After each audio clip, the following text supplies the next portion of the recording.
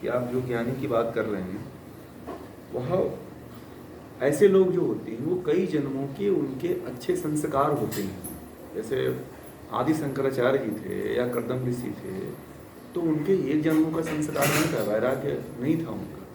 वो कई जन्मों का संस्कार जिनका होता है, उनके अंदर ऐसा वैराग्य उत्पन्न हो जाता है।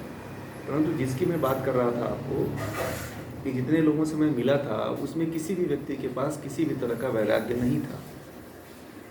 वो मन में फ्रस्ट्रेट टाइप के थे, दुखित टाइप के थे, अपने परिवार से, अपनी पत्नी से, अपने बच्चों से। तो मैं उनकी बात कर रहा हूँ।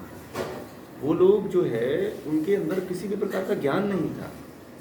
आप क्या बात करेंगे, किसी आप भगवान श्री कृष्ण की यहाँ तक की पूरी कथा तक नहीं मालूम। मैंने एक ही प्रश्न नहीं किया, मैंने बहुत जांच करने का प्रयास किया कि देखिए यह व्यक्ति कहाँ तक पहुँचे हुए हैं।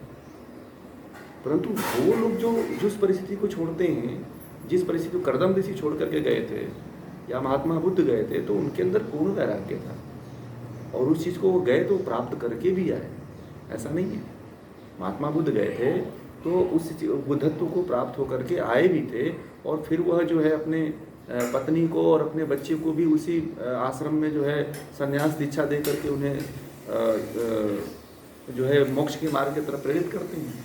ऐसे ही जो है आपने कर्दम ऋषि की बात किया, तो कर्दम ऋषि भी जो गए थे, जो उन्होंने साधना के लिए गए थे, जो ईश्वर की प्राप्ति के लिए गए थे, उस काम को वह पूरा कर लिए थे।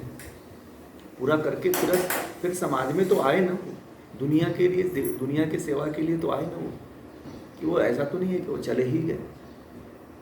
हमारे देखिएगा जितने, हाँ, तो जितने भी ऋषि,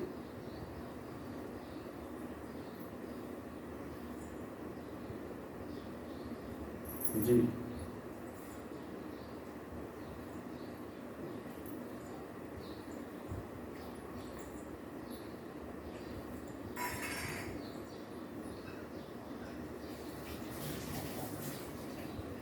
जी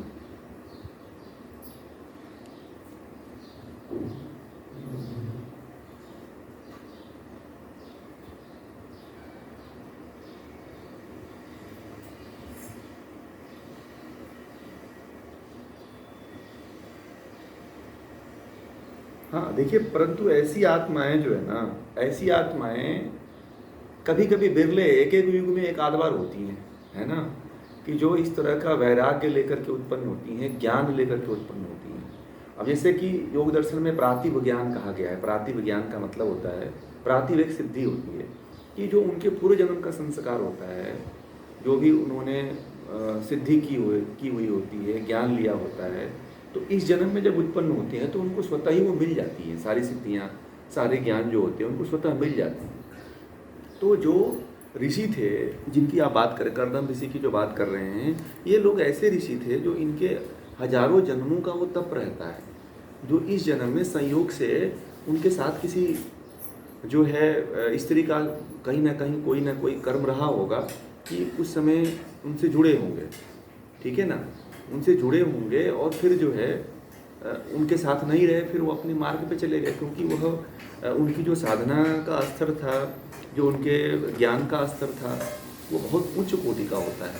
परंतु इस समय जो आप देखो ना, किसी के पास चले जाओ आप देखो इस तरह के उच्च कोटि का ज्ञान, इस तरह के उच्च कोटि की साधना नहीं मिलेगी आपको। मैं उसकी बात कर रहा हूँ। ऐसे लोग हैं, ऐसी बात नहीं है कि जो है लोग ऐसे नहीं हैं।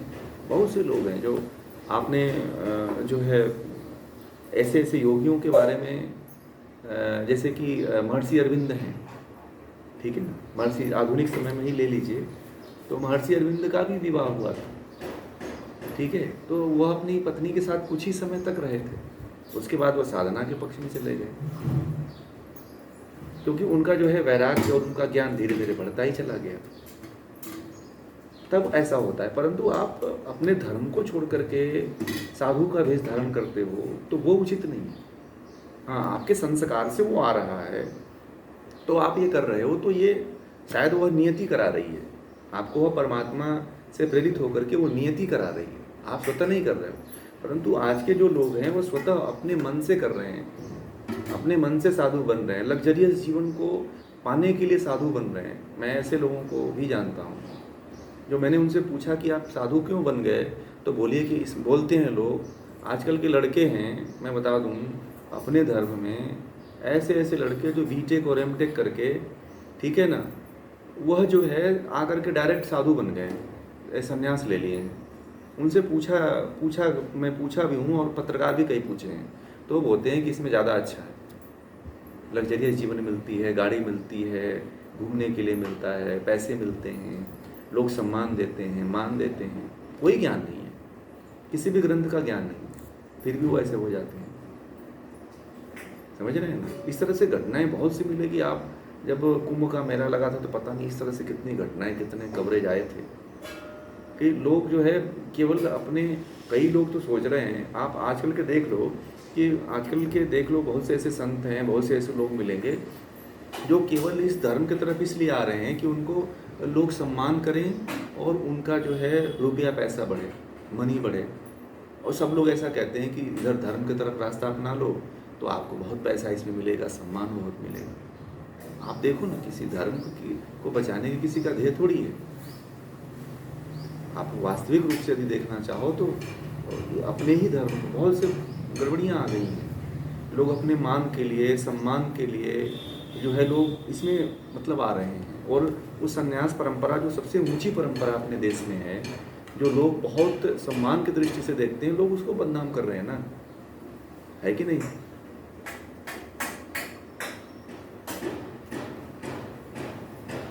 अरे आप जो है ना, मैं पूछा हूँ भाई, मैं आपको बता दूँ आशुतोष जी, मैंने एक वो फॉर्च्यून से उतरे थे महाराज जी, स्वामी जी थे, वह आईआईटी दिल्ली से पढ़े हुए थे, ठीक है। तो उनसे मेरी बात हुई, एक लोगों ने मुझे बात करवाई, तो महाराज जी कहा आपने क्या किया? बोले कि बस मन में इच्छा आई और बहुत दिनों से मन था। बोले कि आपने जॉब नहीं किया आईआईटी में? तो बोले कि उतना मज़ा नहीं था उसमें। तो मैंने कहा मज़ा नहीं था? अब ये ऐसे शब्द बोले तो मेरे अंदर अब ये बात कवर कर गई। मैंने पूछा महाराज जी फिर तो मज़ा मतलब? बोले कि अरे इसमें जितना आनंद है ना उतना कहीं नहीं है आनंद। मान है, सम्मान है, जीवन अच्छा जीवन है, सम्मानित जीवन है, लोग सम्मान देते हैं और बहुत लोगों से इज्जत मिलती है, पैसे भी बहुत मिलते हैं, किसी चीज़ की कमी है ही नहीं इसमें। और उसमें धक्के खाते रहो, जॉब पे जाते रहो, नौकरियों में जाते रहो, 8 घंटे की जॉब करो, बॉस से ताने सुनो, गोलियां सुनो, इस तरह की समस्याएं हैं। इसलिए सबसे आसान रास्ता यही है। मैं व्यक्त क्या है कि मैं कहीं सुनी हुई बातों पर विश्वास नहीं करता हूँ। मैंने खुद इस चीज़ के बारे में खुद पूछने का प्रयास किया। मैं नाम नहीं लूँगा अब इस समय, क्योंकि आजकल जो है ये ज़्यादा सेंसिटिव मामला हो जाता है।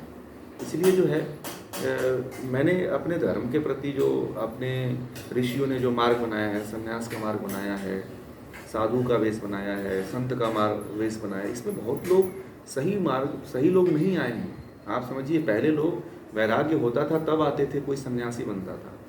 आजकल जो है क्या हो गया है, एक ट्रेंड बन गया है, एक जो है ना प्रतिस्पर्धा हो गई है, एक फैशन बन गया, एक समझ लीजिए, एक जो है फैशन बन गया। ये बताओ, आप सन्यासी बन करके और जो है रिसेप्शन पर बैठे हुए हो हैं? मैंने तो यहाँ तक देखा है कि कई सन्यासी रिसेप्शन पर बैठ करके लोगों को जो है रास्ता दिखाते हैं कि ये यहाँ चले जाओ, यहाँ घूम लो। और मैं उनको करीब 10 साल से देख रहा हूँ, रिसेप्शन पे ही बैठते हैं, एक रिसेप्शनिस्ट का काम कर रहे हैं, आश्रम में कर रहे हैं। उनको कुछ और काम करना चाहिए था, देश के लिए, समाज के लिए। बताइए, है कि नहीं? होना चाहिए कि नहीं? मैं ये चाहता हूँ कि जो हमारे देश के जो परंपराएं हैं, जो ज्ञान है, जो हमारे संतों का, ऋषियों का एक स्थान रहा है, वह मतलब सम्मान रहे। क्योंकि आज भी आपके मन में जो है हमारे ऋषियों के प्रति, ज्ञानियों के प्रति, विद्वानों के प्रति, भारत के लोगों के मन में बड़ी श्रद्धा है। समझ रहे हैं? वो लोग लाभ उठाते हैं। आप देखो, एक से एक संत निकल रहे हैं, लोग अपने चरणों की धूल लेने के लिए माथा तक लगा देते हैं। बताओ कैसे निकल जाते हैं? और हुक्काबाज निकल जाता है, कोई पता नहीं क्या निकल जाता है। इतना बड़ा सम्मान मिलने के बाद भी, इतना बड़ा इज्जत मिलने के बाद भी लोग अपनी आस्था को, और लोग जो है अपने घरों में फोटो तक लगा करके अगरबत्ती तक दिखाते हैं, आरती तक दिखाते हैं। अब उनके मान सम्मान को आप ठेस पहुंचाओगे तो उसके ऊपर क्या बीतेगी?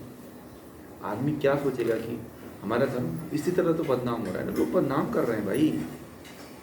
इससे बड़ी समस्या ये है कि हमारे धर्म को लोग बदनाम कर रहे हैं, कि इससे लोग घृणा करना शुरू कर रहे हैं।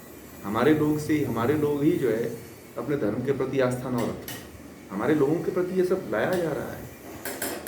तो यही सारी चीज़ें हैं।